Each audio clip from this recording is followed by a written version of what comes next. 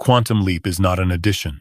It is an ending. There is a quiet paradox at the heart of every true quantum leap, and most people miss it completely. We are taught to believe that transformation means becoming more, adding layers, upgrading ourselves, like a machine that needs new parts. So we chase growth, chase healing, chase a better version of who we think we are supposed to be. And yet, the deeper truth is far more unsettling and far more freeing. A real quantum leap does not begin with expansion. It begins with something falling apart. If you are listening to this right now and you feel tired, not physically tired, but soul tired, tired of trying to improve yourself, tired of fixing, forcing, and managing your inner world, I want you to stay with me for a moment. Because that exhaustion may not be a sign that you are failing. It may be a sign that you are standing at the edge of something very real. Most people approach the idea of a quantum leap as if it were a ladder. They imagine climbing from one level of life to a higher one, from an old identity to a shinier, more successful, more spiritual version of themselves. But notice what happens when you try to do that. The harder you try to become someone new, the heavier everything feels. The motivation that once pushed you forward begins to fade. The goals that once excited you now feel strangely empty. And no matter how much effort you apply, nothing seems to truly shift. Have you ever asked yourself why that is? Why does the pursuit of a new you so often lead to burnout instead of breakthrough? Why does personal growth sometimes feel like running on a treadmill that never stops, rather than walking into freedom? The reason is simple, though not always easy to accept. You are not meant to carry the old self into the new state of being. A quantum leap does not happen by upgrading the old identity. It happens when the old identity quietly steps aside. This is where many people become afraid, because the word ending sounds like loss. It sounds like failure. It sounds like something has gone wrong. But in the deeper intelligence of life, endings are not punishments. They are permissions. Think about nature for a moment. A tree does not hold on to its dead leaves through the winter out of loyalty. It lets them fall, not because it is broken, but because it trusts what comes next. The falling is not violent. It is not dramatic. It is simply honest. The leaves fall because they are no longer alive. In the same way, the old self begins to dissolve, not because you did something wrong, but because it has completed its function. The identity you built to survive, to be accepted, to be safe in a certain chapter of your life, eventually reaches its natural end. And when that happens, forcing yourself to keep wearing it becomes painful. This is where the paradox deepens. Most people think a quantum leap will arrive someday in the future, after enough healing, after enough affirmations, after enough inner work. But a real quantum leap does not wait for time to catch up. It happens in a moment when control loosens, a moment when the old story no longer feels believable, a moment when you stop trying to manage who you are. That moment may not look impressive from the outside. There may be no fireworks, no dramatic awakening. Sometimes it looks like confusion. Sometimes it looks like stillness. Sometimes it looks like not knowing what comes next. And that is exactly why so many people misinterpret it. If you are in a season where you feel lost, empty, or strangely disconnected from the life you used to recognize, I want to say this gently and clearly. You may not be lost at all. You may be in transition, and transition is not a mistake. It is a sacred pause between identities. The mind does not like this space. The mind wants certainty, labels, direction, a clear sense of self. It wants to know who you are and where you are going. But quantum shifts do not come from the mind's need to control. They arise from consciousness relaxing its grip. The old self survives on effort. It believes that safety comes from control, from trying harder, from staying familiar. The new state of being does not arrive through effort. It emerges through allowance, through a kind of inner surrender that says, I no longer need to hold myself together in this way. This is what people mean, often without fully understanding it, when they speak of the death of the old self. It is not a dramatic destruction. It is not something you force.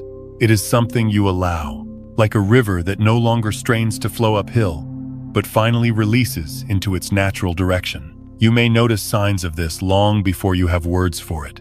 You stop chasing things that once defined you. You feel less interested in proving your worth. You grow tired of explaining yourself.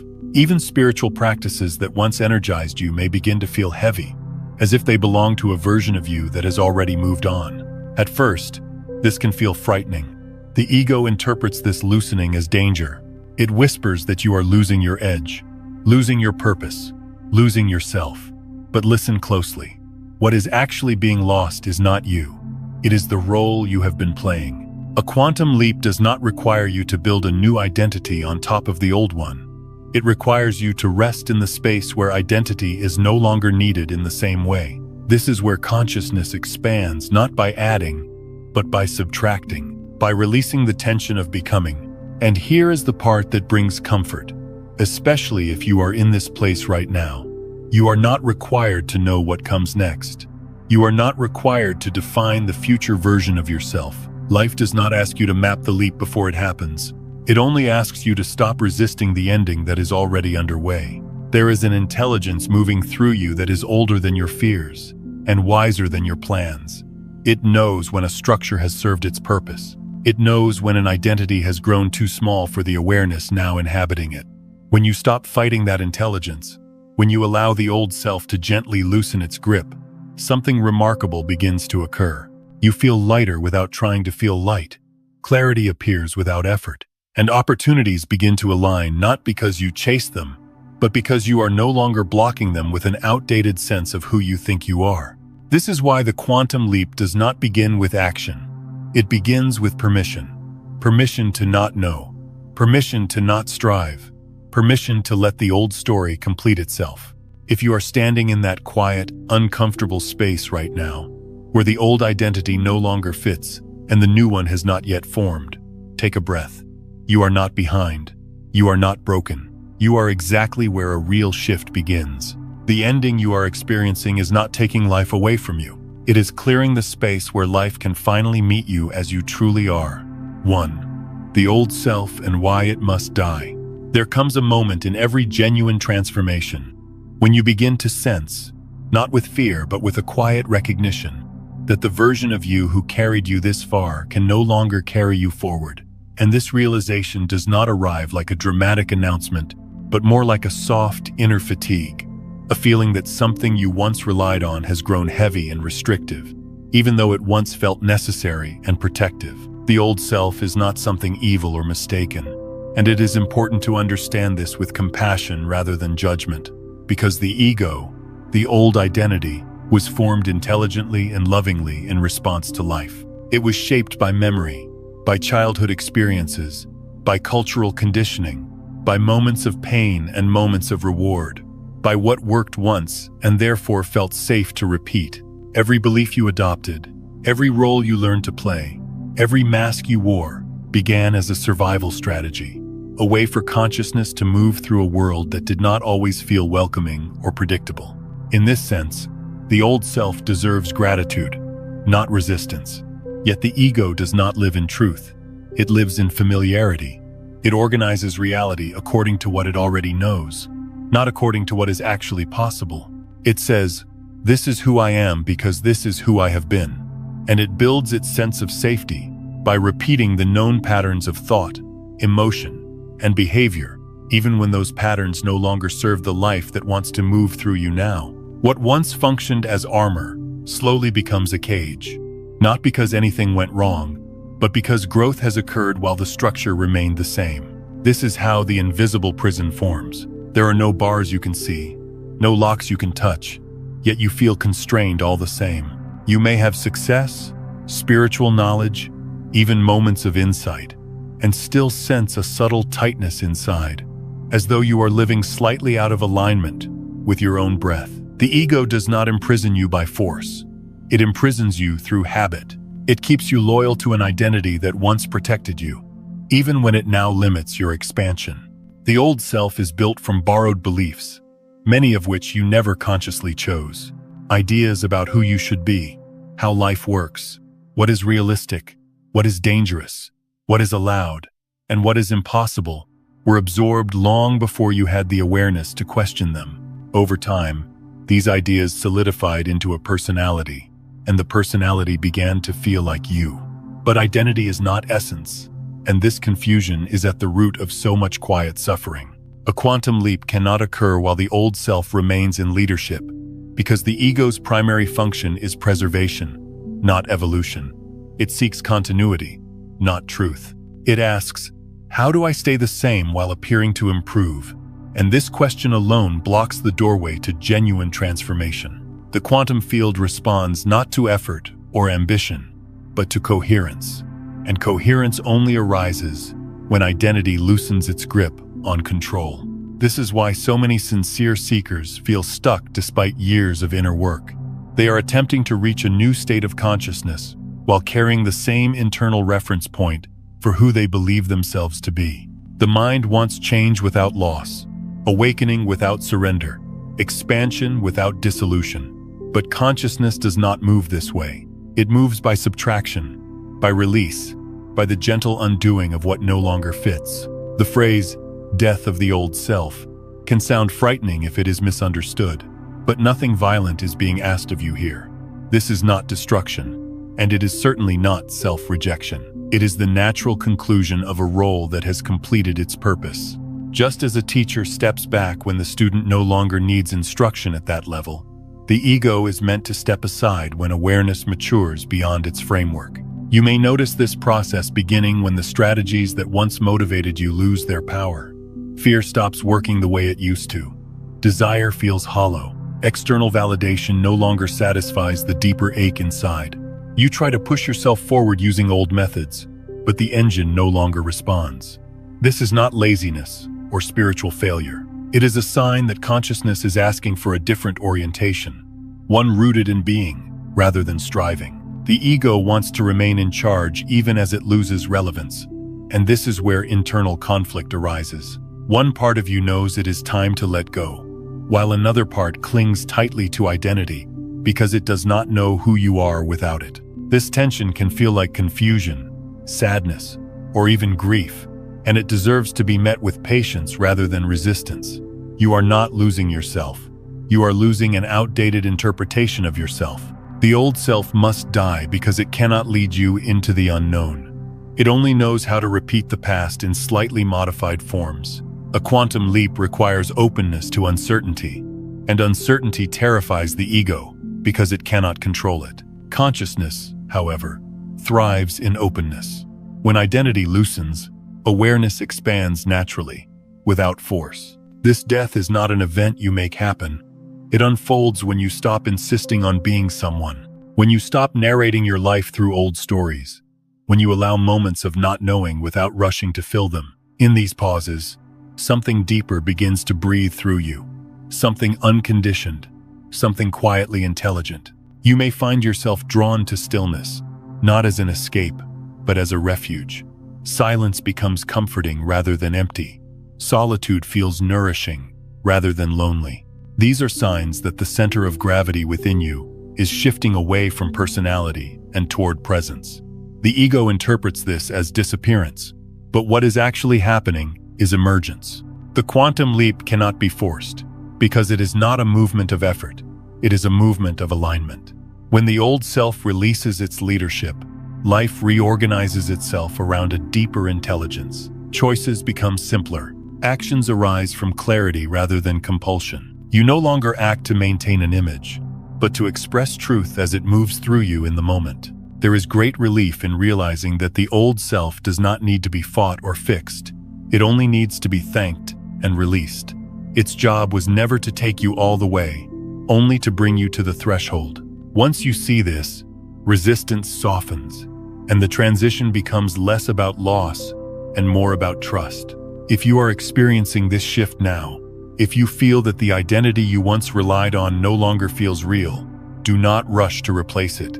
Let the space remain open. The death of the old self is not the end of you. It is the end of a role. And beyond that ending is not emptiness, but a quieter, truer way of being that does not need to announce itself to be real. 2. Why a quantum leap is always accompanied by a sense of loss. There is a truth that rarely gets spoken about openly in conversations around awakening and transformation. Yet almost everyone who moves through a real quantum leap encounters it sooner or later. And that truth is this: Before life rearranges itself into something clearer and more aligned, there is almost always a period where it feels like something precious has been taken away. Not violently, not suddenly, but quietly, like a tide pulling back from the shore, leaving the land exposed and unfamiliar for a time. This sense of loss does not mean you are moving backward.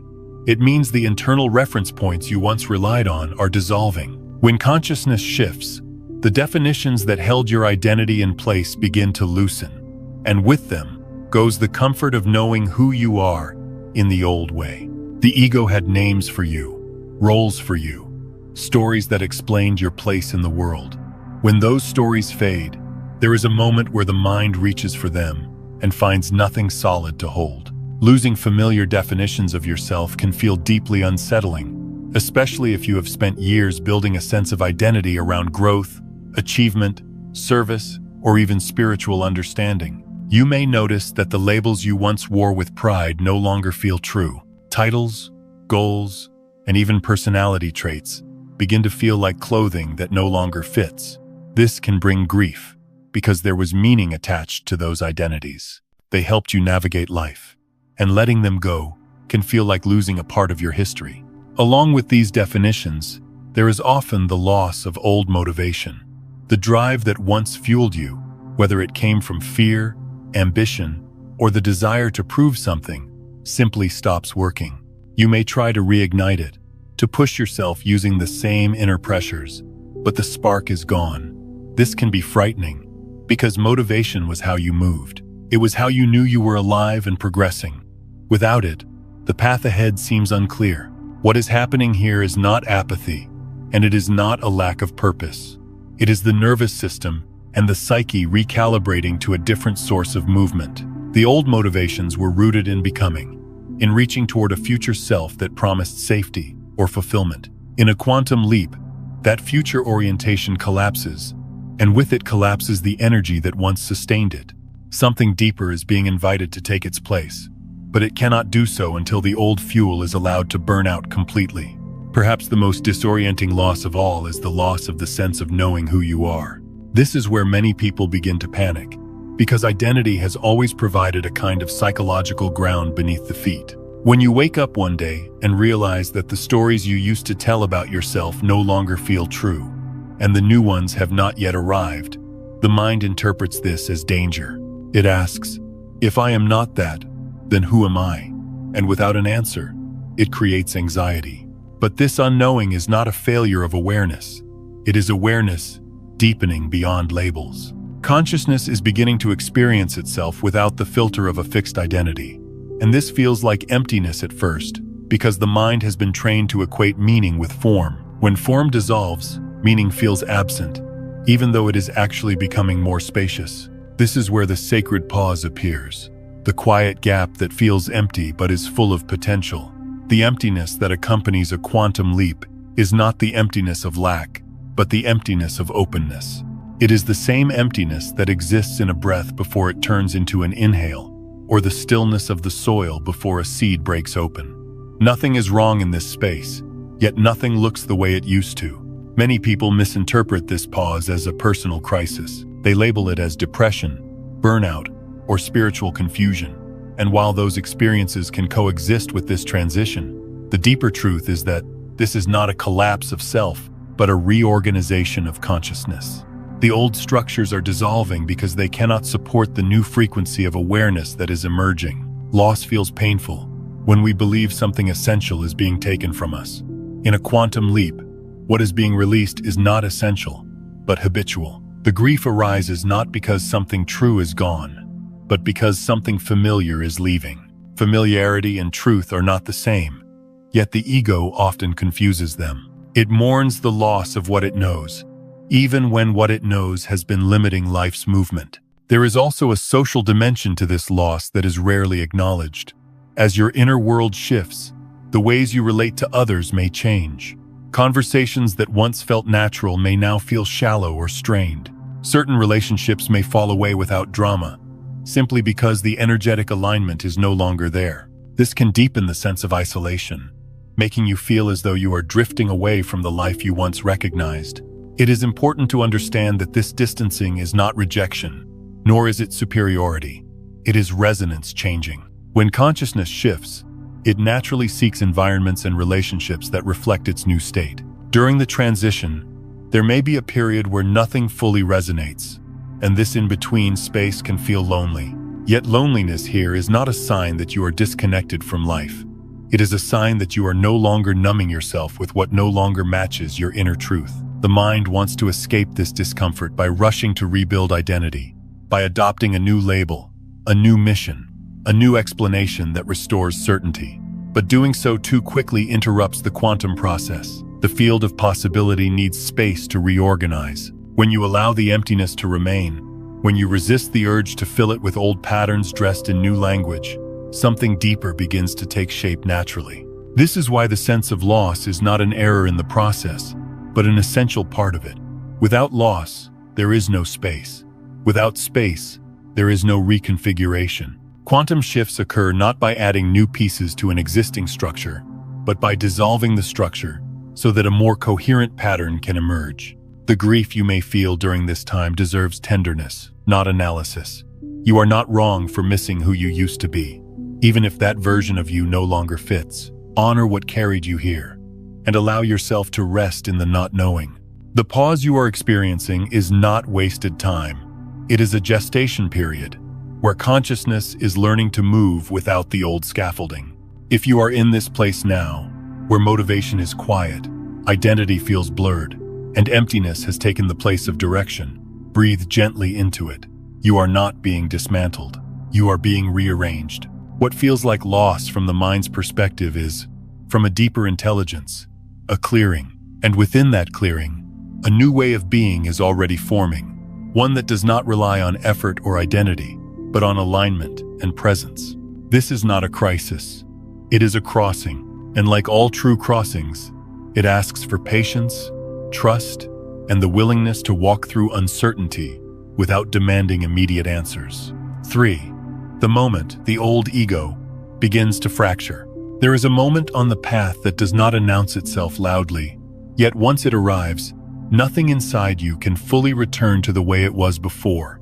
And this moment is not marked by achievement or clarity, but by a quiet and often confusing realization that the strategies you once relied on no longer work the way they used to. What once brought results now feels strangely ineffective, as though you are pressing buttons on a machine that has stopped responding, and no amount of effort seems to restore its old function. This is often the first crack in the structure of the old ego, and it can feel deeply unsettling because the ego has always measured safety by effectiveness. It asks, does this work? Does this protect me? Does this move me forward? When the answer quietly becomes no, the mind does not immediately celebrate. It worries. It wonders what went wrong. It assumes something must be fixed. Yet, in truth, nothing is broken. What is happening is maturation. You may notice that the habits that once helped you survive no longer bring relief. Pushing harder only leads to exhaustion. Positive thinking feels forced. Control creates tension instead of security. Even spiritual practices, once alive and meaningful, may begin to feel hollow if they are still rooted in striving rather than presence. This is not because those tools were false, but because they were designed for a different stage of consciousness. The inner landscape has shifted, and the old maps no longer match the territory. Alongside this loss of effectiveness, something even more telling begins to occur. You slowly lose the appetite to prove yourself. The urge to explain who you are, what you believe, and why you live the way you do begins to fade. Where you once felt compelled to be understood, you now feel a gentle disinterest. It is not indifference, and it is not withdrawal. It is a natural loosening of identification with image. The ego thrives on narrative. It wants to be seen, validated, and confirmed. When consciousness deepens, that hunger begins to quiet. You realize, often without fanfare, that explaining yourself does not bring peace. Defending your choices does not bring safety. Controlling outcomes does not bring certainty. These realizations do not arrive as philosophical conclusions, but as lived experiences. You simply notice that the old impulses have lost their urgency. Control, in particular, begins to feel heavy. Where you once tried to manage relationships, outcomes, emotions, and even your own spiritual growth, you now sense the futility of that effort. Control required constant vigilance, constant tension, constant anticipation of what might go wrong. As awareness expands, the cost of that tension becomes impossible to ignore. Your system begins to reject it, not through logic, but through fatigue. At the same time, silence begins to change its meaning. What once felt uncomfortable or empty now feels strangely nourishing. You may find yourself drawn to quiet moments without knowing why, turning down noise, not only in your environment, but in your inner dialogue as well. The constant commentary of the mind grows tiring, and the space between thoughts feels like a relief rather than a threat. This attraction to silence is one of the clearest signs that the old ego is loosening its grip. The ego survives on noise, on movement, on constant reaffirmation of identity. Silence offers none of that. Silence does not confirm who you are. It does not reward effort. It simply allows presence. When silence begins to feel like home, something fundamental is shifting. You may also notice a deep weariness with the idea of becoming someone. The goals that once drove you, even noble or meaningful ones, start to feel like costumes you no longer wish to wear. The pressure to improve, to ascend, to evolve into a better version of yourself begins to feel artificial. This does not mean you stop caring about life. It means you stop forcing life to justify your worth. This weariness is often misunderstood as giving up, but it is not resignation. It is honesty. It is the recognition that becoming has always been driven by a sense of lack, and that lack no longer feels true. The ego asks, "Who must I become to be enough?" Awareness quietly responds, "Enoughness was never missing." As this realization deepens, the ego experiences fear. It interprets the loss of striving as danger, the loss of control as collapse, the loss of ambition as stagnation. But consciousness is not regressing, it is reorganizing. The old structures are cracking because they cannot contain the expanded awareness that is emerging.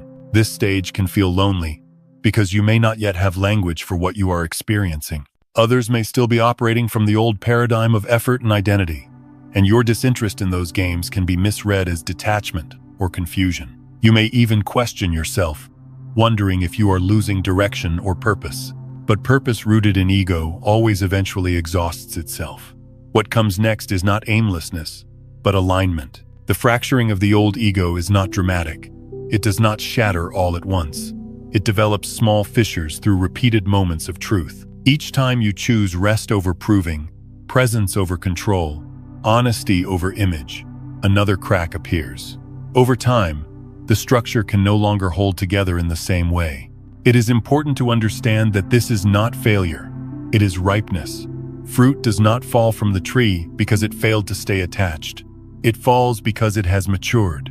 In the same way, the ego loosens because consciousness has grown beyond the need for that form. The struggle you feel is not between success and failure, but between an old container and a new level of awareness. There is grief here, even if it is subtle. You are letting go of a version of yourself that worked very hard to keep you safe. You are releasing familiar patterns that once gave you a sense of direction. This grief deserves compassion. You do not need to rush through it or explain it away. It is part of the integration. As the cracks widen, moments of clarity appear, often unexpectedly. You catch glimpses of a way of being that feels simpler, quieter, and more real. In these moments, you are not trying to be anything. You are simply here. And in that here-ness, there is a sense of rightness that does not depend on achievement or approval. The ego cannot survive in this simplicity, because it has nothing to do there. There is no image to maintain, no role to perform, no future self to chase. This is why it resists. Yet this is also why the quantum shift becomes possible. When the ego no longer dominates, consciousness can reorganize itself according to truth rather than habit. If you recognize yourself in this stage, if you feel the cracks forming and wonder whether something is wrong with you, rest in this knowing. You are not breaking down. You are opening. The discomfort you feel is not a sign that you have lost your way. It is a sign that the old way can no longer contain who you are becoming. This moment is not the end of your journey. It is the threshold. And thresholds are not meant to be rushed through or avoided. They are meant to be honored, because on the other side of this quiet fracturing lies a deeper coherence, one that does not need effort to sustain it, and one that feels, at last, like coming home. 4. A quantum leap is not a change of circumstances. There is a deeply rooted belief, especially in a culture shaped by action and visible results, that transformation must show itself first through changed circumstances. A new job, a healed relationship, improved health, or a different environment are often taken as proof that something inside has shifted. Yet anyone who has lived long enough, and honestly enough, knows that external changes can happen again and again, while the same inner patterns quietly repeat themselves underneath. This is why so many people find themselves in new situations, only to experience the same emotional struggles in a different setting. Circumstances are not the cause of consciousness. They are its reflection. Life arranges itself around the state of awareness from which it is being perceived. When awareness remains unchanged, new circumstances eventually reorganize themselves to mirror the old inner world. This is not punishment or fate. It is coherence. Reality is simply responding to the signal it is given. Many sincere seekers misunderstand this and invest their energy in rearranging the surface of life, hoping that a better environment will finally bring peace. They move to new cities, change partners, shift careers, adopt new routines, and yet the same feelings of dissatisfaction, anxiety, or restlessness return. The scenery changes, but the lens through which it is viewed remains the same, and the lens, not the scenery, determines the experience. A quantum leap does not occur when circumstances improve. It occurs when the observer changes. The shift happens not in what you see, but in the position from which you are seeing. This is subtle, and because it is subtle, it is often overlooked. The mind expects transformation to be dramatic and visible, but consciousness moves quietly, altering the quality of perception long before the outer world rearranges itself. This is why changing the outside rarely produces lasting change on the inside. External improvements can bring temporary relief, moments of excitement or comfort, but they cannot sustain coherence if the underlying identity remains the same. The ego then uses these improvements as proof that it is still in control, reinforcing the very structure that prevents deeper change. In a true quantum leap, the relationship between awareness and experience is reversed. Instead of trying to control reality to feel better, awareness relaxes, and reality begins to reflect that relaxation. The inner tension dissolves first, and the outer world follows in its own time. This is not passive resignation. It is a different order of causation. The leap occurs when the point of observation shifts. You stop seeing life from within the old story of who you think you are. You no longer interpret events through the same emotional filters. What once felt personal begins to feel impersonal. What once triggered fear or defense now passes through with less resistance. The events themselves may look similar on the surface, but the experience of them is fundamentally different. This is why it can feel confusing at first. You may notice that life has not dramatically changed, yet something inside feels calmer, more spacious. The mind may question whether anything real has happened, because it has been trained to measure progress by visible outcomes. But the deepest shifts happen before there is evidence. Consciousness moves first, form follows. It is also important to understand that you do not move into a new timeline in the way the mind imagines. There is no dramatic jump from one version of life to another. Instead, you stop identifying with the old timeline. You stop feeding it with attention, belief, and emotional investment. The storyline loses energy, and as it loses energy, it dissolves. Time, as experienced by the ego, is a psychological construct built from memory and anticipation. When identification with the old self loosens, time begins to feel different. The past loses its grip. The future loses its urgency. You are more present, not because you are trying to be, but because there is less inner noise pulling you away from the moment. This presence is not a technique. It is a byproduct of identity dissolving. When awareness shifts in this way, reality reorganizes itself naturally. You do not need to force outcomes or chase signs.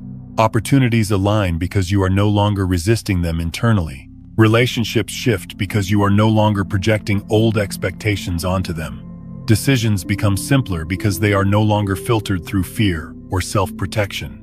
This reorganization often happens quietly and gradually, which is why people sometimes miss it. They are waiting for a dramatic breakthrough, while life is gently rearranging itself in the background. The nervous system begins to relax. The body responds with greater ease. The mind becomes less reactive. These are not small changes. They are foundational. A quantum leap is not about escaping your current life. It is about inhabiting it from a different state of being. When you no longer believe that peace depends on circumstances, you stop trying to manipulate life into providing it.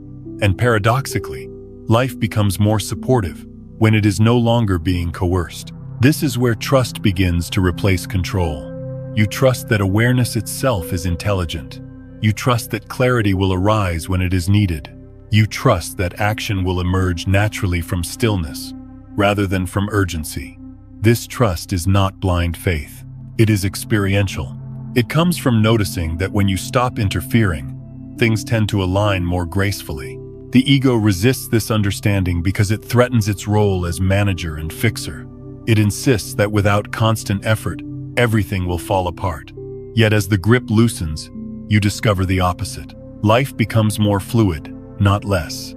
You begin to sense an underlying order that does not require your supervision. The real shift, then, is not in what happens to you, but in how you meet what happens. You are no longer at war with reality. You are no longer using circumstances to define your worth or your progress. You are present with what is, and from that presence, appropriate responses arise effortlessly. If you are waiting for external change as proof that you have shifted, you may overlook the most important movement of all. The quantum leap begins the moment you stop needing the world to be different in order to be at peace.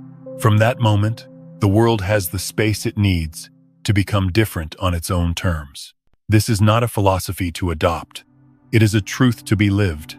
And when it is lived, even ordinary moments begin to carry a quiet sense of coherence, as though life is no longer something happening to you, but something unfolding with you, guided by an intelligence far deeper than control. 5. The death of the ego happens in silence. The most misunderstood aspect of transformation is not the struggle that comes before it, but the quiet that arrives when the struggle is no longer needed. Many people imagine that the death of the ego must be dramatic, marked by a powerful realization, a visible collapse, or a moment that divides life into before and after. Yet when it truly happens, it almost never announces itself. There is no bell that rings, no inner voice declaring that the old self has ended, no audience to witness the shift. There is only a subtle softening, so gentle that it can be missed if you are still looking for fireworks. The ego does not die in a battle. It dissolves in the absence of resistance. It fades not because it is attacked, but because it is no longer fed. And what feeds the ego most reliably is effort. The effort to become, to fix, to manage, to control, to understand everything before it unfolds. When that effort relaxes, the structure that depended on it begins to loosen, almost on its own. This is why silence plays such a central role in this stage. Not the silence of isolation, but the silence of inner non-interference. A silence where the mind is no longer narrating every moment. A silence where you are not rehearsing explanations or planning your next move. In this silence, the ego has no stage on which to perform. Without attention and urgency, it slowly loses relevance. There is no dramatic moment when you can say, "Now the ego is gone." Instead, there is a growing absence of certain impulses. You notice that you no longer feel the same urgency to react. Situations that once triggered defense now pass through with less friction. You still respond to life, but the responses feel simpler, less personal, less charged. The shift is felt more as relief than as achievement. This is what makes it difficult to recognize. The mind is conditioned to look for events, for milestones, for experiences it can label and remember. But the death of the ego is not an experience in that sense. It is the quiet ending of an internal habit, like realizing one day that you are no longer carrying a weight you forgot you were holding, and you cannot point to the exact moment you put it down. There is also no sense of loss when this happens, at least not in the way the mind expects. What disappears is tension. What fades is the constant background pressure to be someone, to maintain coherence through effort. You are still here. Life is still happening, but the grip has softened. The struggle has lost its authority. One of the clearest signs that this process is underway is the realization that you do not need to do anything to make it happen. In fact, trying to make it happen is precisely what keeps it from unfolding naturally. The ego cannot dismantle itself through effort, because effort is its language. It thrives on trying. It survives through striving. When striving stops, it has nothing to stand on. This is where the phrase, "you do not do anything, you stop doing," becomes meaningful, not as an idea, but as a lived truth. You stop trying to fix yourself. You stop pushing emotions away or pulling experiences toward you. You stop interfering with the natural movement of life inside you. This stopping is not an action. It is a release. In this release, something deeper takes over, something that was always present, but overshadowed by effort. There is a sense of being carried rather than driving, of allowing rather than directing, of trusting rather than controlling. This does not make you passive or disengaged. On the contrary, actions become more precise when they arise from stillness rather than tension. Permission replaces effort here, and this shift changes everything. Permission to feel what you feel without correcting it. Permission to not know what comes next. Permission to rest without justification. Permission to let life reveal itself rather than forcing it into a preconceived shape. This permission is not granted by the mind. It arises when the mind steps aside. The ego fears this stage because it equates silence with disappearance. It believes that without constant activity, something essential will be lost. But what is actually lost is noise. The noise of self-monitoring, the noise of comparison, the noise of internal commentary that never truly rests. As the noise fades, presence becomes more vivid, not less. There is an intimacy to this silence that cannot be described, only felt. You begin to sense life directly, without the usual layer of interpretation. A simple moment, a cup of tea, a breath, a passing thought, carries a quiet fullness. Nothing extraordinary is happening, yet everything feels more real. This is not because life has changed, but because the filter has thinned. The death of the ego is often mistaken for indifference or withdrawal, but it is neither.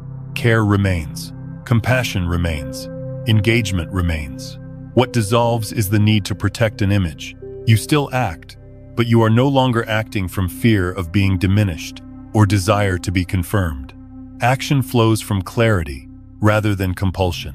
It is important to understand that this silence does not mean the mind stops functioning. Thoughts still arise, preferences still exist, personality traits still express themselves. What changes is the relationship to them. You are no longer inside the thought stream, being carried wherever it goes.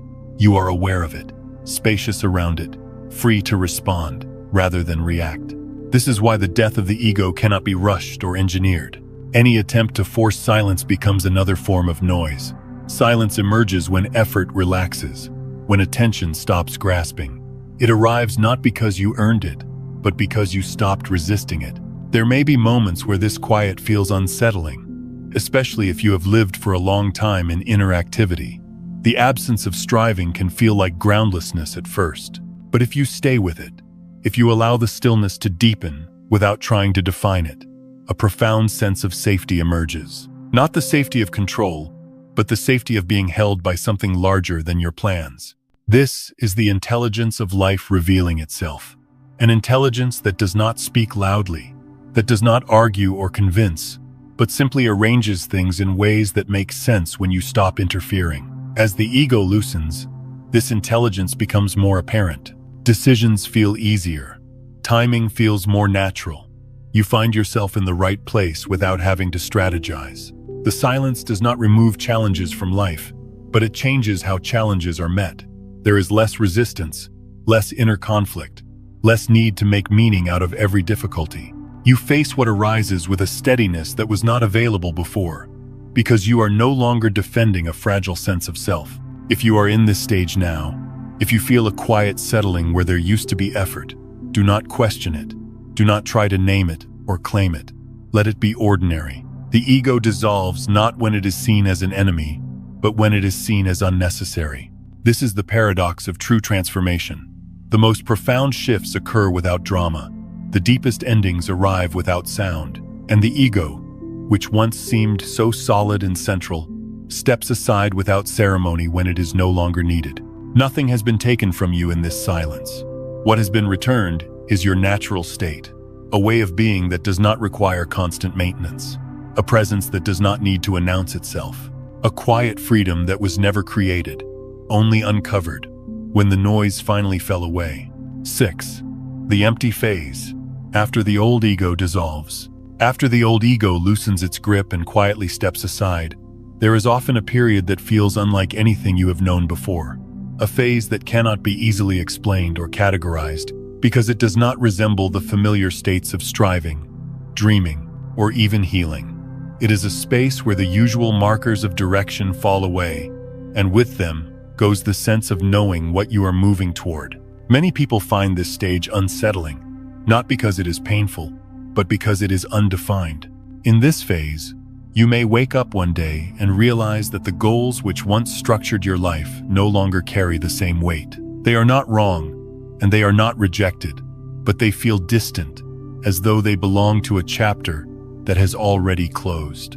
You may still remember them, still understand why they mattered, yet the emotional pull is gone.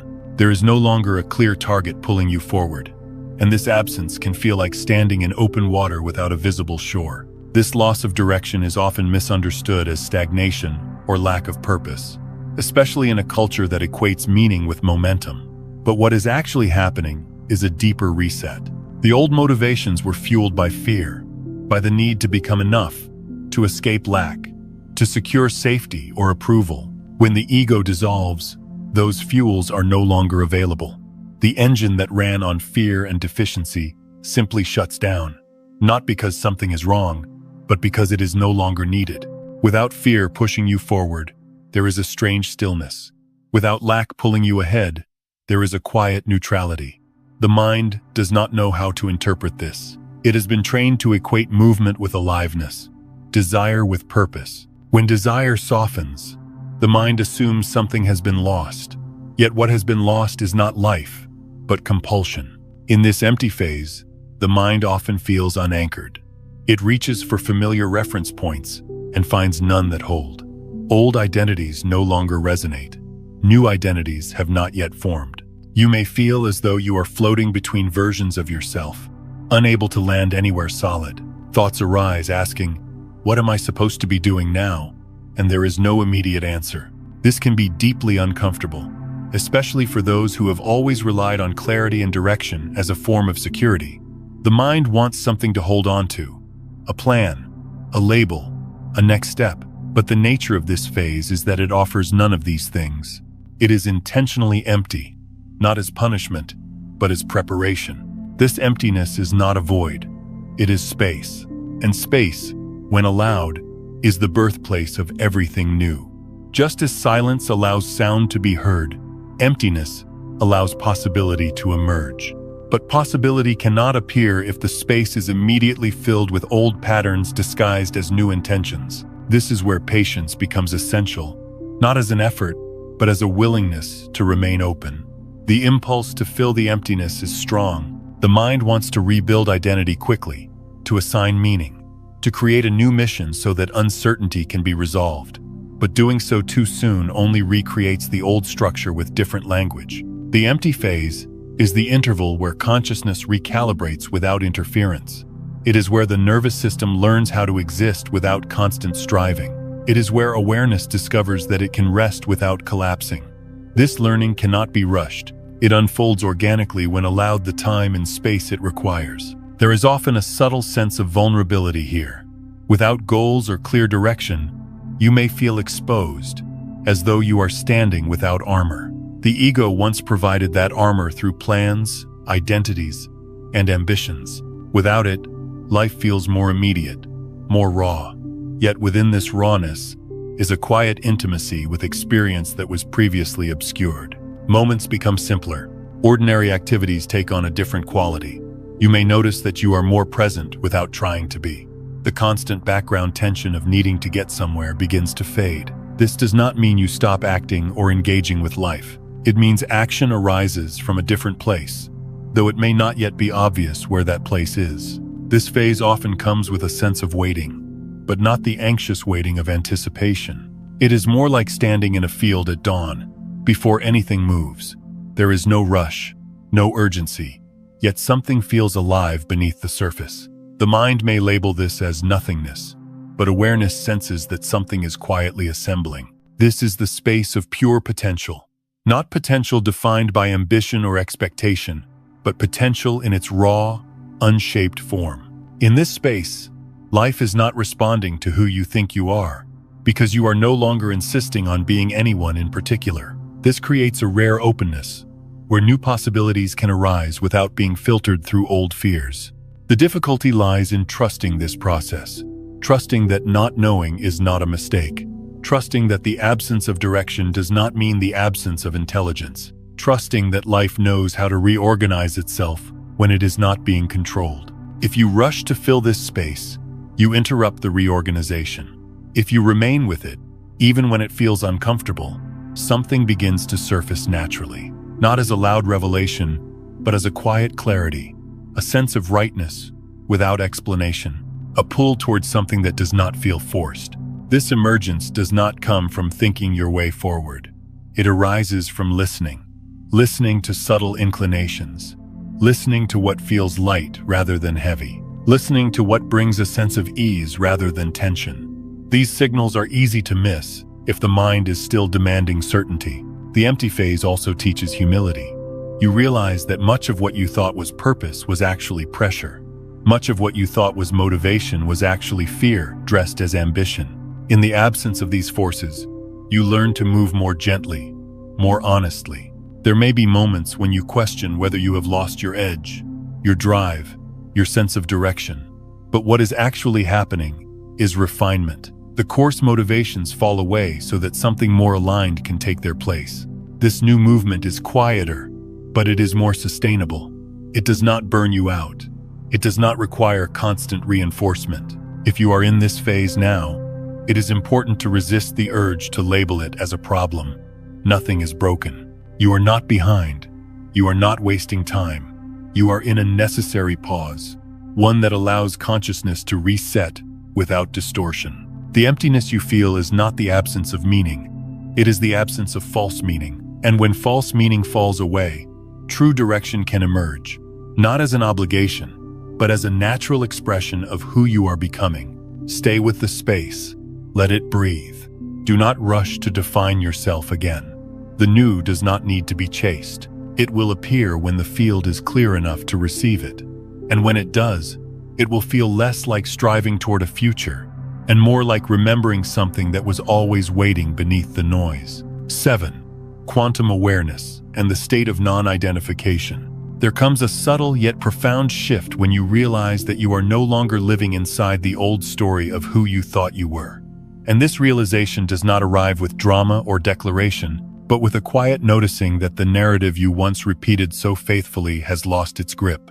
The story may still exist in memory, but it no longer defines the present moment. You remember who you were, but you no longer mistake that memory for who you are now. This is the beginning of non-identification, a state where consciousness steps out of the role it once played and begins to observe rather than perform. You are not rejecting your past, and you are not erasing your personality. You are simply no longer confined by it. The story that once explained everything now feels like a chapter that has already been read, meaningful in its time, but no longer the lens through which life is experienced. In this state, something fundamental changes in your relationship with thought.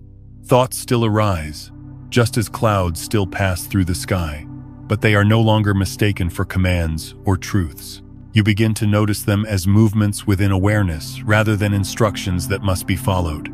This observation is not cold or detached. It is gentle, almost curious. You see a thought appear, linger for a moment, and dissolve, and you realize that you remain untouched by its passing. This shift alone changes the quality of your inner life. Where there was once constant identification with every mental movement, there is now space. Where there was once urgency, there is now allowance. You do not need to silence the mind. You simply stop living inside it.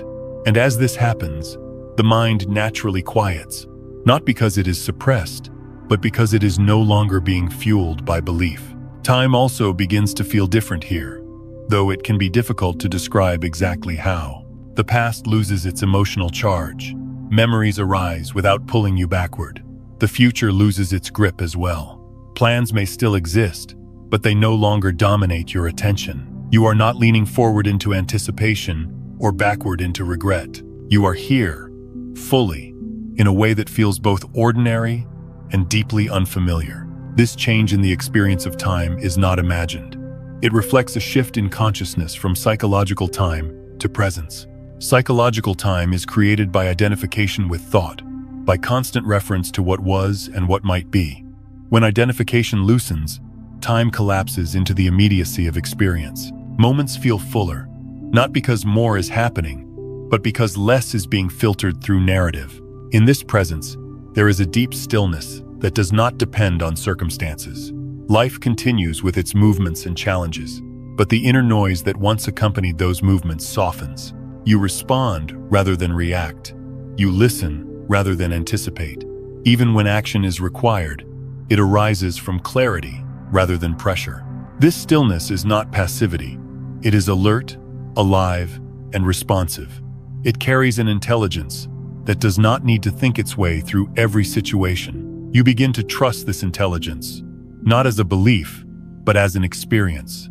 You notice that when you do not interfere, when you allow awareness to lead, things tend to align more effortlessly. This is where the language of quantum awareness becomes meaningful, not as metaphor, but as lived reality. In quantum physics, the observer plays a central role in how phenomena appear.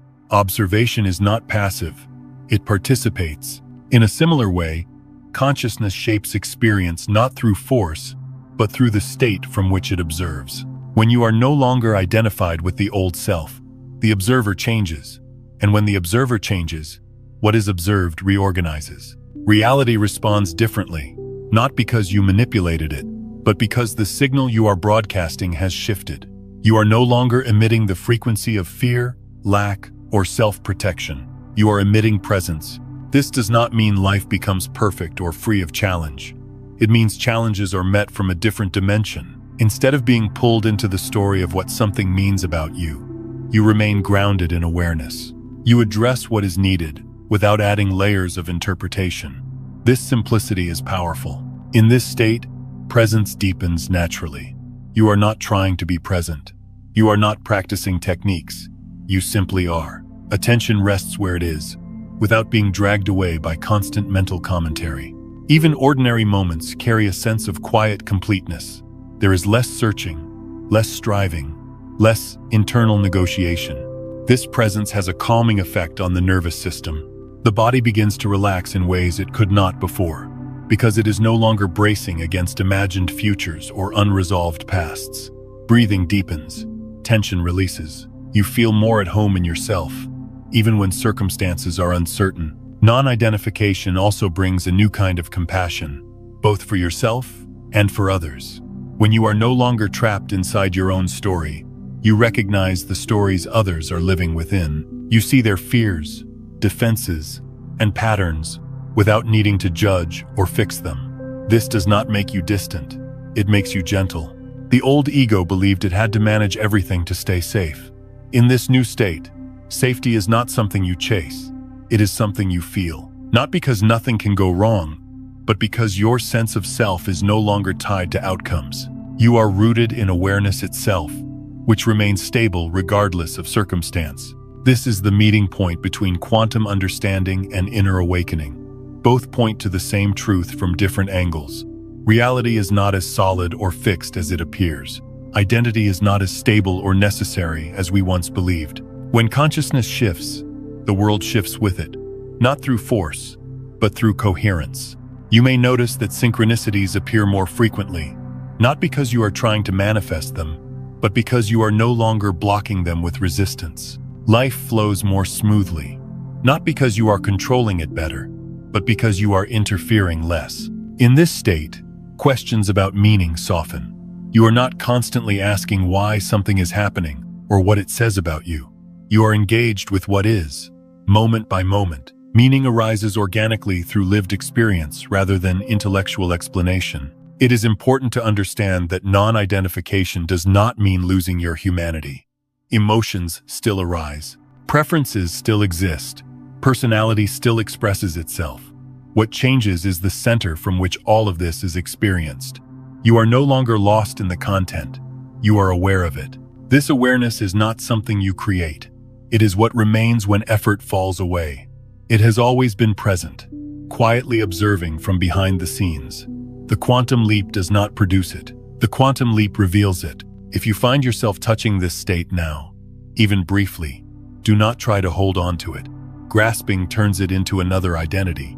Let it come and go naturally. Over time, the space of awareness becomes more familiar than the old story, and without force, it begins to feel like home. This is not the end of the journey. It is a deepening of it, a shift from living as a character in a story to living as the awareness in which the story unfolds. From this place, life does not need to be controlled or understood to be trusted. It is experienced directly, moment by moment, guided by a quiet intelligence that was always there, waiting for the noise to settle so it could be felt. 8. Why so many people fear the quantum leap without realizing it. One of the quiet truths about transformation is that most people do not consciously resist a quantum leap. They unknowingly avoid it, often while sincerely believing they are seeking growth, healing, or awakening. On the surface, it looks like desire.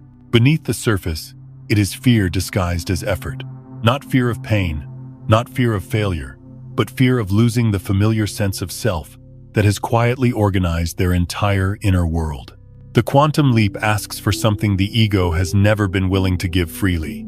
It asks for the release of identity, not improvement of identity, not refinement of identity, but the willingness to loosen the grip on who you believe you are.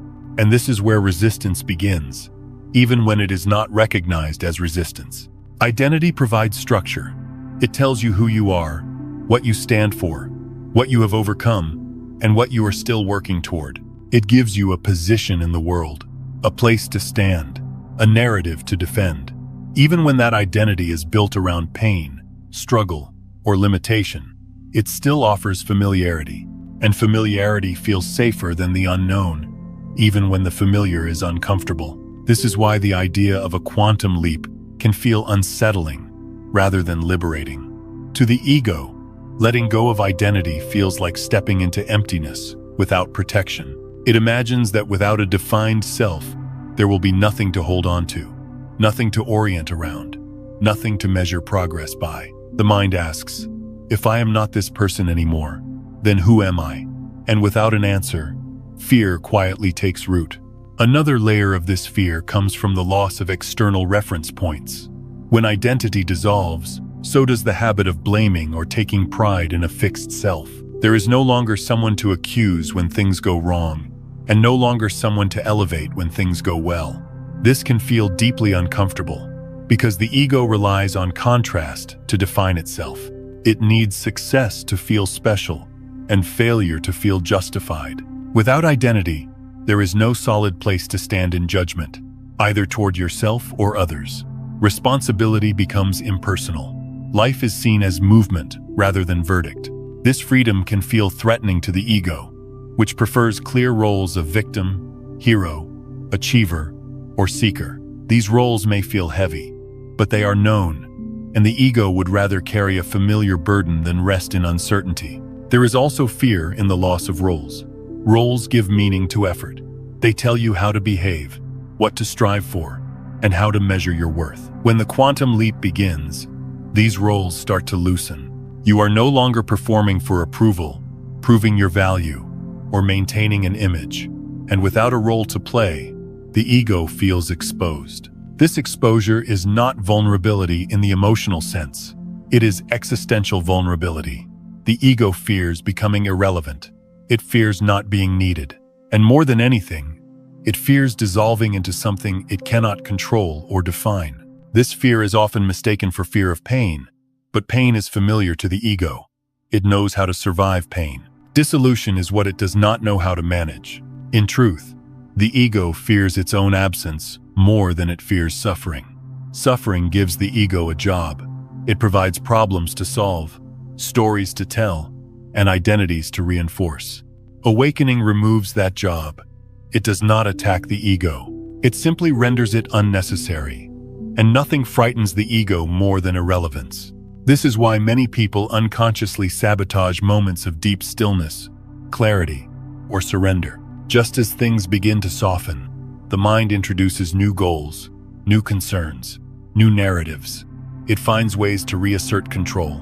It labels this as productivity, responsibility, or even spiritual discipline.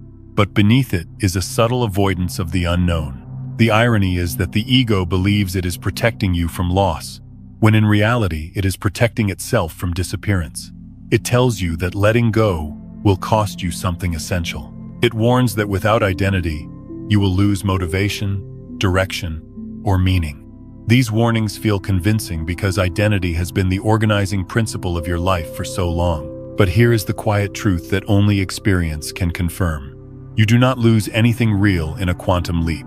What falls away are the false structures that once helped you survive, but now limit your capacity to live fully. You do not lose clarity. You gain it. You do not lose purpose. You discover a deeper one that does not require pressure. You do not lose yourself.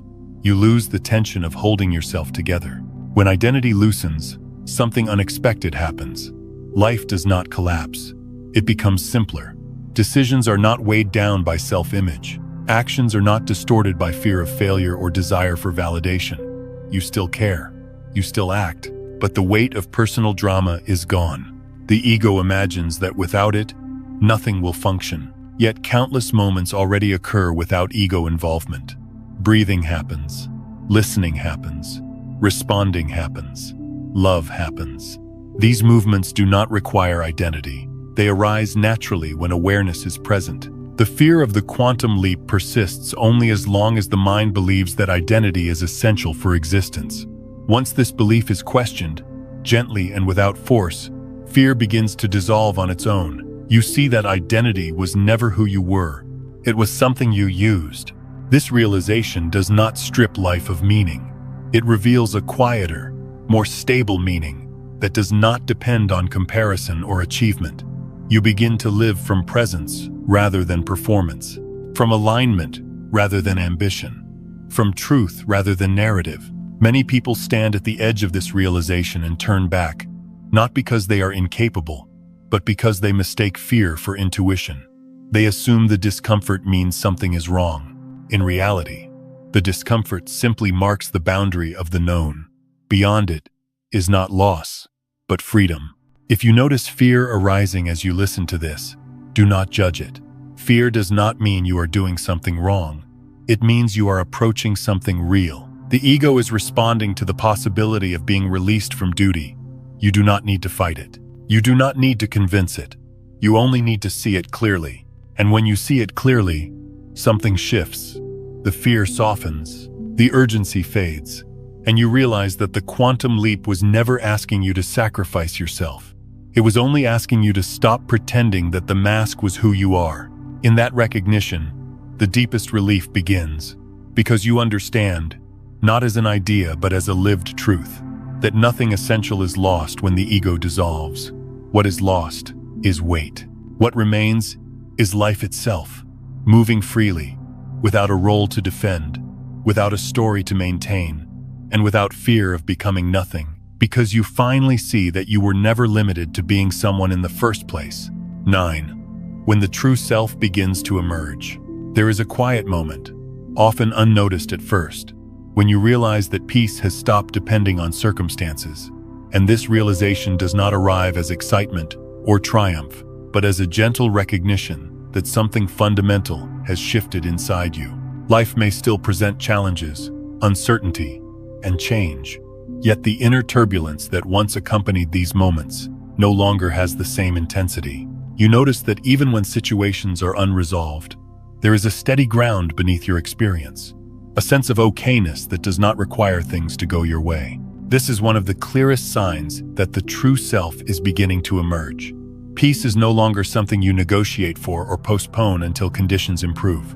It is present even in imperfection, not because you have learned how to tolerate discomfort better, but because your identity is no longer anchored to what happens around you. You are not using circumstances to define your safety or your worth, and without that dependency, peace becomes a natural state rather than a fragile achievement. With this shift comes a profound change in how action arises.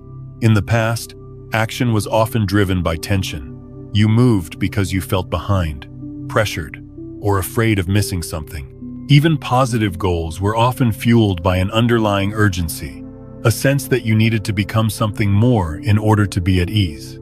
As the true self begins to surface, this tension dissolves. Action no longer comes from anxiety or self-correction. It comes from clarity. Clarity has a very different quality than motivation. Motivation pushes, clarity pulls gently. When clarity is present, you do not have to convince yourself to act. You simply see what needs to be done, and the doing follows naturally. There is no internal debate, no emotional struggle, no sense of forcing yourself forward. Action feels clean, direct, and surprisingly simple. This does not mean you stop being productive or engaged with life. It means engagement is no longer fueled by inner conflict.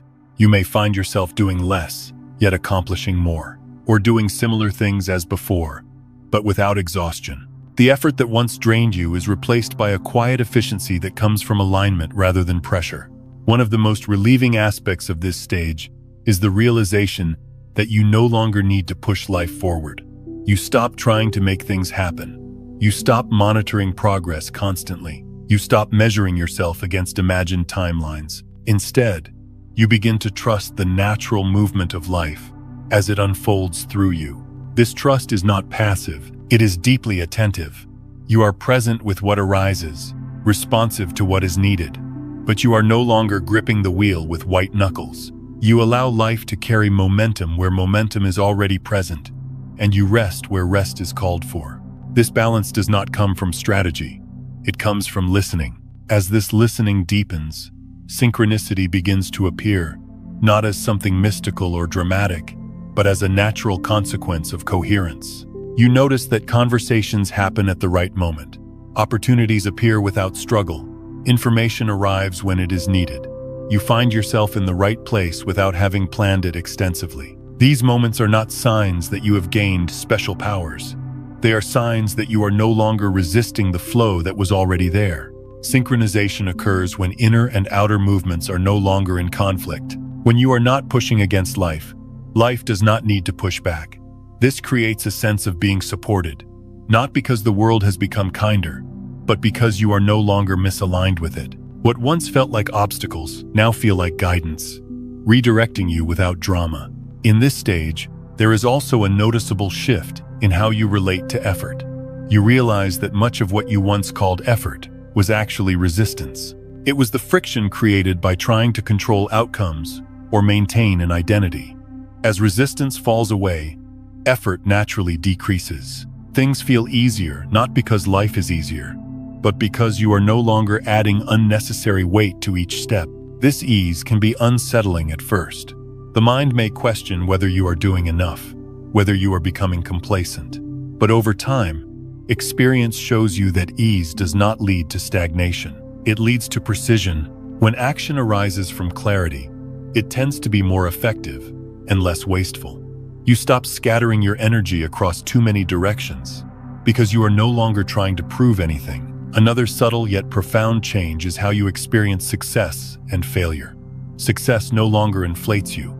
Failure no longer diminishes you. Both are seen as movements within life, rather than statements about who you are. This neutrality does not make you indifferent. It makes you resilient. You can engage fully without being consumed by outcomes. As the true self emerges, you may notice a deepening sense of authenticity. You speak more simply. You explain yourself less. You are not performing honesty. You are living it. This authenticity is not loud or confrontational. It is quiet and grounded. You do not need others to agree with you in order to feel aligned with yourself. Relationships also begin to change in subtle ways. You listen more deeply, not because you are trying to be present, but because you are no longer preoccupied with your own internal dialogue. You respond rather than react. Boundaries become clearer without needing to be defended aggressively. Some relationships may naturally fall away, while others deepen without effort. This is not something you orchestrate. It happens as resonance shifts. Perhaps the most important realization at this stage is that what is emerging is not a better version of you. It is a truer one. The language of improvement begins to feel irrelevant. You are not upgrading yourself. You are shedding what was never essential. The layers of conditioning, expectation, and self-protection fall away, revealing a simplicity that feels both unfamiliar and deeply intimate. This simplicity is not emptiness. It is fullness without excess. You feel more yourself, yet less defined. More present, yet less concerned with identity. There is a sense of being grounded in something that does not fluctuate with mood or circumstance. This ground does not need to be maintained. It is simply there. You may also notice that your relationship with time continues to soften. You are less rushed, less preoccupied with what should happen next. Planning still occurs, but it does not dominate your awareness. You trust that what needs attention will present itself, and you will meet it when it does. This trust frees enormous amounts of energy that were previously tied up in anticipation and worry. Living from the true self does not mean life becomes extraordinary in appearance. In many ways, it becomes more ordinary. But the ordinariness carries a depth that was missing before. Moments feel complete as they are. You are no longer waiting for life to start after some future achievement. Life is happening now, and that is enough. There is also a gentle joy that arises, not as excitement, but as contentment, a sense that you are no longer fighting yourself. This joy does not demand attention. It sits quietly in the background, coloring experience with a subtle warmth. Even difficult moments are held within this larger context, making them more bearable and less personal. If you find yourself in this stage, you may feel a strange mix of familiarity and newness. It feels like coming home to a place you did not realize you had left. Nothing dramatic has happened, yet everything feels different. This is because the change did not occur in form. It occurred in identity. The true self does not announce its arrival. It does not claim territory or seek recognition. It simply lives. And in living, it reveals a way of being that is lighter, clearer, and more aligned with the natural intelligence of life. This is not the end of growth. It is the end of growing against yourself.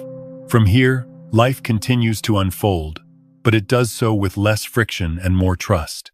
You move not because you are lacking, but because movement is natural. You rest not because you are exhausted, but because rest is allowed. What emerges here is not perfection, but honesty. Not control, but coherence.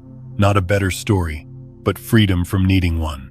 And in that freedom, you discover that you have not become something new at all. You have simply stopped being something you never truly were. 10. Living after the quantum leap. Neither going back nor moving forward. There is a stage after the quantum leap that is difficult to describe because it does not fit into the familiar language of progress or regression. It is not a return to who you were, and it is not a movement toward who you think you should become. It is a settling into what remains when the urgency to define yourself has finally fallen away. Life continues, but the inner posture from which it is lived has changed so completely that the old reference points no longer apply. One of the first things you may notice is the quiet absence of desire to become someone, not in a numb or resigned way, but in a deeply relieving way. The constant inner push toward a better version of yourself simply is not there anymore. You are not trying to improve your identity, refine your image, or arrive at a future state where everything finally makes sense. This does not mean you lose interest in growth or learning. It means growth is no longer fueled by a sense of insufficiency. When the need to become dissolves, a great deal of pressure leaves the system. You realize how much energy was spent managing the idea of yourself, measuring progress, comparing paths, and correcting perceived flaws. Without that pressure, life feels lighter, even when circumstances are complex. You are not carrying the extra weight of self-judgment into each moment. Along with this comes the disappearance of a deeper fear that once quietly shaped your decisions. the fear of losing something essential. When identity loosens, there is less to protect. You no longer feel that your worth depends on maintaining a certain role, relationship, or status. Loss still exists as a human experience, but it no longer threatens your sense of being. Things may come and go, yet something fundamental remains untouched. This does not make you careless or detached. It makes you present. You care deeply, but you do not cling. You engage fully, but you do not grasp. The fear that once whispered, "What if I lose this? What if this ends? What if I fail?" gradually loses its authority. You see that life has always been movement, and trying to freeze it was never what kept you safe. Living after the quantum leap means living from a state of allowance rather than effort. Allowance is often misunderstood as passivity, but it is anything but passive. It is an active openness to what is arising without the need to control or resist it. You allow thoughts to come and go without building an identity around them. You allow emotions to move without trying to fix them immediately. You allow situations to unfold without prematurely forcing conclusions. In this state, action still happens, sometimes decisively and with great clarity, but it arises naturally. You act because something feels true, not because you are trying to secure an outcome or validate yourself. There is a sense that life moves through you rather than being pushed by you. This does not remove responsibility, it removes struggle. As allowance becomes the foundation of your way of being, life begins to feel simpler, not necessarily easier in the conventional sense, but less complicated internally. You are no longer running multiple inner narratives at once. You are not constantly evaluating whether you are doing life correctly. You meet what is in front of you, respond as needed, and then let the moment pass. This simplicity brings depth. When attention is no longer scattered by self-concern, it naturally settles into the present. Ordinary moments take on a quiet richness. Conversations feel more real. Silence feels comfortable. You are not rushing to fill space with meaning. You let meaning emerge on its own. One of the paradoxes of this stage is that life may look less dramatic from the outside, yet feel more alive on the inside. You are no longer chasing peak experiences or constant excitement. You find a steady contentment in being, one that does not depend on stimulation. This contentment is not complacency, it is groundedness. There is also a sense of stability that emerges, unlike anything the ego could create.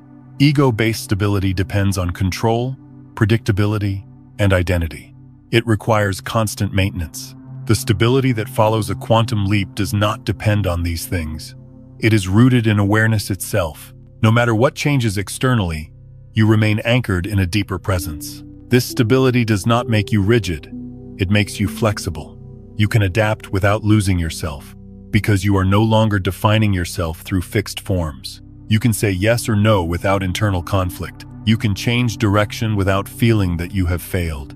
You can rest without guilt. Living in this way, you may notice that the idea of progress itself begins to soften. You are not measuring your life against a linear timeline. You are not asking whether you are ahead or behind. You are engaged with what is alive now. The future is not a destination you are chasing. It is a natural continuation of presence. This does not mean you stop planning or dreaming. It means plans and dreams no longer carry the weight of self-definition. They are expressions, not obligations. If they change, you change with them. If they fall away, you do not feel diminished. There is a quiet confidence here, but it is not the confidence of achievement. It is the confidence of alignment. You trust yourself not because you believe you are always right, but because you are honest with what you feel and see.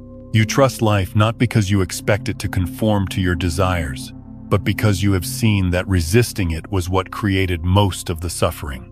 Relationships also feel different in this stage. You are less interested in roles and more interested in presence. You listen without rehearsing responses. You speak without needing to convince. You allow others to be where they are without trying to pull them along your path. This creates a natural respect, even when there is disagreement. Some relationships deepen, others gently fall away. This happens without drama, because you are no longer using relationships to define yourself. You appreciate connection without clinging to form. You let people come and go as life moves, trusting that what resonates will remain. Perhaps the most profound aspect of living after the quantum leap is the absence of inner conflict. This does not mean there are no challenges or difficult emotions. It means you are no longer divided against yourself. You do not fight what you feel. You do not shame yourself for being human. You meet experience with a steady compassion that was not available before. This compassion extends inward first. You are kinder to your own process. You do not demand perfection or constant clarity. You allow yourself to be uncertain without making it a problem. From this inner kindness, compassion for others flows naturally, not as an effort, but as recognition. Living after the quantum leap also means that you no longer seek validation for your inner state. You do not need others to confirm that you are awake, healed, or aligned. You are not trying to prove anything. The quietness of your being is enough. This stage can feel anticlimactic to the mind that expected fireworks. There is no grand conclusion, no final arrival. Life continues in its ordinary rhythms. But something essential has changed. You are no longer living in resistance to yourself. You have not gone back to who you were, because the old identity has lost its grip. You are not moving forward toward who you think you should be, because the pressure to become has dissolved. You are here, now, living from a deeper place that does not need direction to be meaningful. This is the new stability, not built on ego, not maintained by effort, not threatened by change.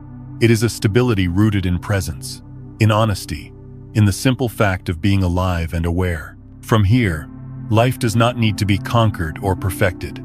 It is lived, moment by moment, without a script, without a role to play, without fear of losing yourself, because you have discovered something quietly liberating. You were never on your way to becoming someone else.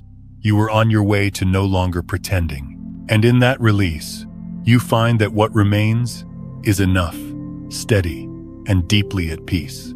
Not because life has finally given you what you wanted, but because you have stopped asking life to be anything other than what it is. You did not die. You only stopped holding on to what was no longer true. There is a quiet misunderstanding that follows many people as they move through a quantum leap, a belief that something dramatic must have happened, that a part of them has been destroyed, that they have crossed some invisible line from which there is no return. And while this belief may feel unsettling, the deeper truth is far simpler and far more compassionate. Nothing essential has been taken from you. Nothing alive has been lost. What has ended is only the grip on what was never fully true to begin with. A quantum leap is not an event that happens to you on a particular day, in a particular moment, with a clear beginning and end. It is a shift of state, a reorientation of consciousness so subtle that the mind often misses it while it is happening. You do not wake up one morning and declare that everything has changed. Instead, you begin to notice that you are no longer standing in the same place internally, even though the outer world may look familiar. This is why the experience can feel confusing at first. The mind looks for landmarks, for proof, for something to point to and say, "This is it." But the quantum leap does not offer the mind that satisfaction. It does not arrive as a story you can tell or an identity you can claim. It arrives as a quiet rearrangement of what you take yourself to be. If you are listening to this and you feel as though you are no longer yourself, I want to speak to you gently here. That feeling is not necessarily a problem to be solved. It may be an invitation to stop clinging to a version of yourself that has already loosened its hold. Feeling unfamiliar with yourself can be uncomfortable, but it can also be a sign that you are no longer living inside a story that no longer fits. Many people mistake this unfamiliarity for loss. They assume they have lost motivation, direction, or purpose. But what they have actually lost is identification. The old reference points that once told you who you were have fallen away, and without them, the mind feels ungrounded. Yet beneath this ungroundedness is a deeper ground that does not rely on definition. The death of the old ego does not take life away from you. It gives life back to you. It returns the energy that was tied up in maintaining an image, defending a narrative, and managing an identity. It frees the attention that was constantly occupied with becoming, proving, and correcting. What emerges is not emptiness, but availability. Availability to the present moment. Availability to what you feel without judgment.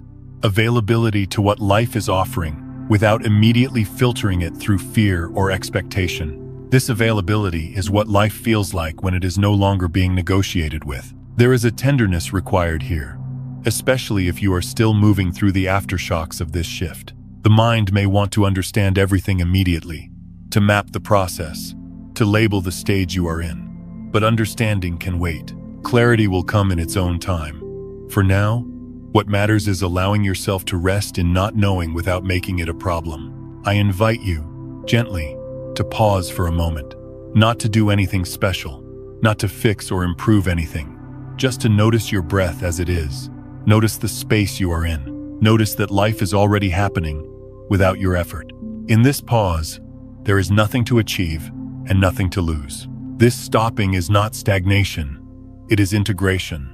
The system needs time to settle after a shift of this depth. Just as water needs stillness to become clear after being stirred, consciousness needs quiet to recognize what has changed. If you rush to interpret or explain, you stir the water again. You may feel an urge to rush forward, to turn this experience into the next step, the next project, the next identity. This urge is understandable. It is familiar, but you do not need to hurry. Nothing is missing. The movement that matters has already happened. The quantum leap occurs when you stop trying to make it occur. It happens when effort relaxes and the old tension dissolves. It happens when you no longer try to cross a threshold and instead realize you were already standing on the other side the moment you stopped pushing. This is the great paradox of transformation. The leap does not reward striving. It reveals itself in surrender. Not surrender as defeat, but surrender as honesty. The honesty of seeing that the old ways of holding yourself together are no longer necessary. You are still here. Your humanity remains intact. You still feel. You still care. You still engage with life. What has changed is the center from which you live. You are no longer anchored to fear of loss or hunger for becoming. You are anchored to presence. Presence does not announce itself. It does not claim authority. It simply is. And from presence, life unfolds with a different rhythm, less forced, less dramatic, more real. If you look back now, you may see that nothing truly valuable has been taken from you. What has fallen away were the weights you did not realize you were carrying. The constant self-monitoring, the need to be someone specific, the pressure to arrive somewhere else before you could rest. You have not died. You have stopped pretending. You have stopped holding onto a version of yourself that was built for survival rather than truth. And in letting go, something quieter and stronger has taken its place. This ending is not final. It is spacious. It does not close life down. It opens it. From here, you do not need to chase meaning. Meaning reveals itself through lived experience. You do not need to manufacture purpose. Purpose emerges through alignment. Allow yourself to live from this place without demanding that it make sense right away. Trust that clarity will come when it is needed. Trust that movement will arise naturally from stillness. Trust that life knows how to express itself through you when you stop interrupting it. And remember this, especially on days when the old habits try to return. You are not going backward. You are not failing. You are not disappearing. You are simply no longer holding on to what was never meant to be permanent. When you stop trying to leap, the leap has already happened. When you stop forcing transformation, transformation reveals itself. And when you stop insisting on being someone, you discover the quiet freedom of simply being alive, aware, and present, which was always the point, long before the journey had a name.